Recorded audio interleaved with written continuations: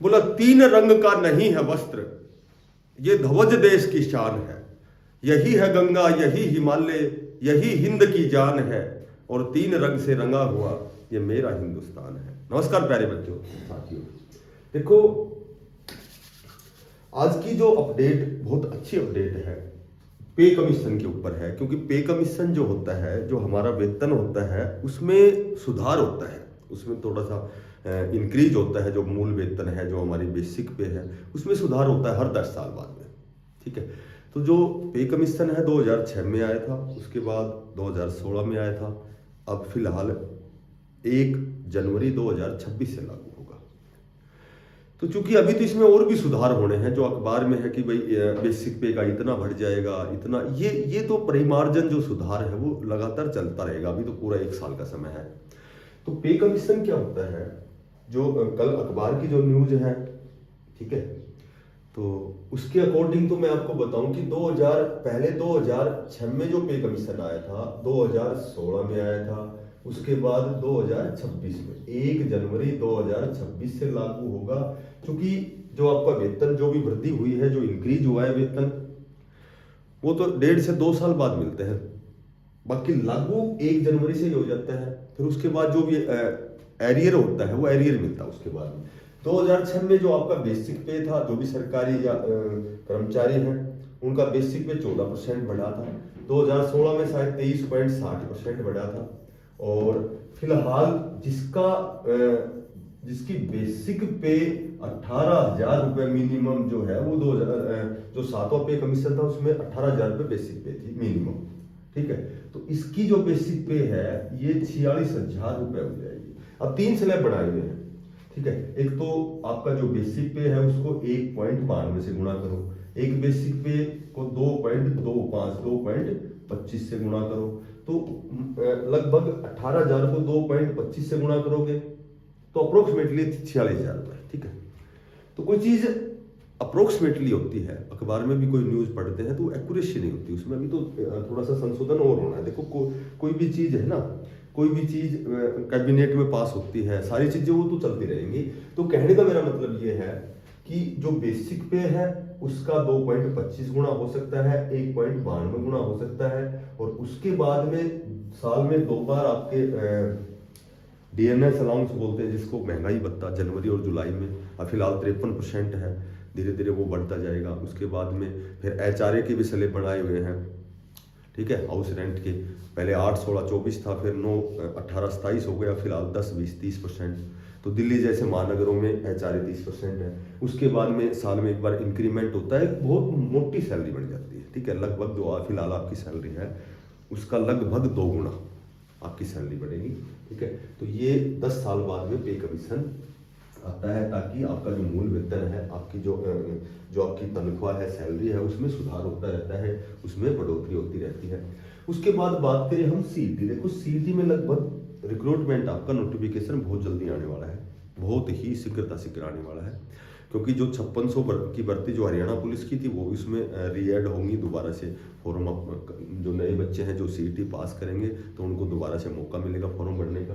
तो सीईटी में मैं तो आपको यही कहूँगा, देखो मेरी नज़र में तो सीईटी क्वालिफाई होना चाहिए। क्योंकि इससे ये बेनिफिट होता है कि 10 गुना तो कहीं न कहीं वो 4 गुना के बराबर है। क्योंकि पहले जो कैंडिडेट बच्चे कम थे, जब बच्चे कम थे तो 4 गुना में भी बहुत से बच्चे नहीं आए, उनको बड़ा अफसोस हुआ।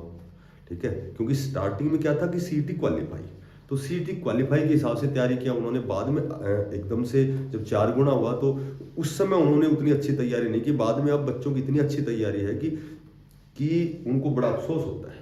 ठीक है, तो ऐसा अफसोस ना हो, क्योंकि ये जो सीईटी है 3 साल बाद हो रहा है, हो सकता है अब 3 से 4 साल बाद 28-29 में हो, जाके 25 में होगा, फिर 28-29 में हो। तो आपको अफसोस ना रहना चाहिए। 10 गुना तो मैं यही कहूँगा आपको, क्योंकि अब तो एग्जाम देने वाले 15 से 16 लाख हो गए। उस समय आप 8.5 लाख थे, तो उस समय 3,57,000 बच्चे पास थे। अब हो सकता है 7 से 8 लाख बच्चे पास हो जाए। तो 7 से 8 लाख बच्चे पास होना, यानी कि 10 गुना में आना कहीं कहीं बहुत ही डिफिकल्ट है। हालांकि यदि क्वालिफाई होता तो एक टारगेट फिक्स होता है कि भाई हमें 50% नंबर लेने हैं, 100 में से 50 नंबर लेने हैं।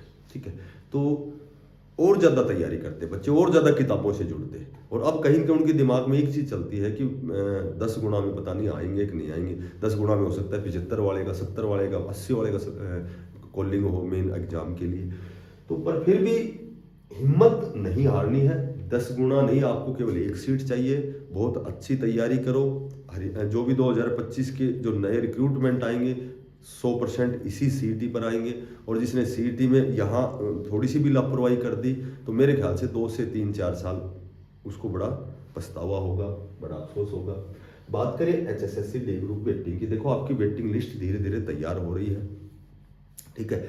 अगर मैं लेटेस्ट बात करूं तो मैं इसमें कमेंट्स आया था, कमेंट्स तो आते ही रहते हैं कि भाई जैसे अब ईडब्ल्यूएस के कितने बच्चे हैं जो सी ग्रुप में चले गए हैं, या जर्नल के कितने हैं, ठीक है। या ईडब्ल्यूएस की तो कट ऑफ नीचे बहुत कम गई है, जर्नल की तो शायद 1 पॉइंट कुछ 880 कुछ ऐसे चली गई थी। तो देखो मैं आपको बताता हूं कि जिस भी कैटेगरी के डी ग्रुप से बच्चे गए हैं सी ग्रुप में, चाहे वो ईडब्ल्यूएस के हो चाहे एससी के हो, तो वो जितनी भी सीटें हैं, ठीक है, तो उन सीटों में ये सीटें पूरी फिलअप होंगी। देखो पूरी फिलअप होंगी, मैंने पहले भी बताया था। 10% वेटिंग का दिमाग से निकाल देना। पहले जो भूतपूर्व जो हमारे चेयरमैन साहब थे, जो हमारे सीएम साहब थे, उन्होंने भी कहा था कि कोई भी सीट वैकेंट नहीं रहेगी। और अब भी मैं आपको बताता हूँ सीटें आपकी सारी भरी जाएंगी और जनवरी में ही आपकी वेटिंग आएगी। पर ये ध्यान रखना, अगर वो लड़का जिसने कमेंट किया था वो सुन रहा है, तो यदि ईडब्ल्यूएस की जितनी सीटें वैकेंट हैं तो ईडब्ल्यूएस से ही भरे जाएंगे। जर्नल के जितने खाली हैं जर्नल से ही भरे जाएंगे, ठीक है।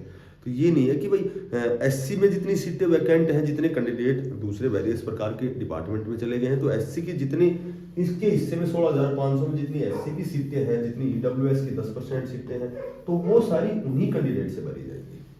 और ऐसा तो है नहीं कि भाई उसकी कैंडिडेट ना मिले, क्योंकि लॉट ऑफ नंबर बेचारे कई दिनों से इंतजार कर रहे हैं। तो केवल सेम जो कैटेगरी है उसी कैटेगरी से वो भरे जाएंगे। और अच्छा तो जब हो, जब 65+ जितने भी बच्चे हैं उनका ऑफलाइन डॉक्यूमेंट्स वेरिफिकेशन हो, या कोई ऐसा रास्ता निकाला जाए कि रिपीट का मामला ना हो, तो ज़्यादा मैक्सिमम बेनिफिट। और हो सकता है कि इसी चक्कर में थोड़ा सा लेट है कि अब दोबारा से वो रिपीट नहीं होंगे बच्चे कोई न कोई, क्योंकि वहाँ बहुत बुद्धिजीवी बैठे हैं। तो कोई न कोई ऐसा रास्ता निकालेंगे कि लगभग रिपीट का मामला खत्म होगा और आपकी एक बहुत बड़ी संख्या में आपकी वेटिंग लिस्ट आएगी, ठीक है। तो लगभग 20 तारीख तक का जानकारी थी कि भाई 20 तक आएगी, पर इस महीने लास्ट तक तो आएगी और सारी सीटें भरी जाएंगी।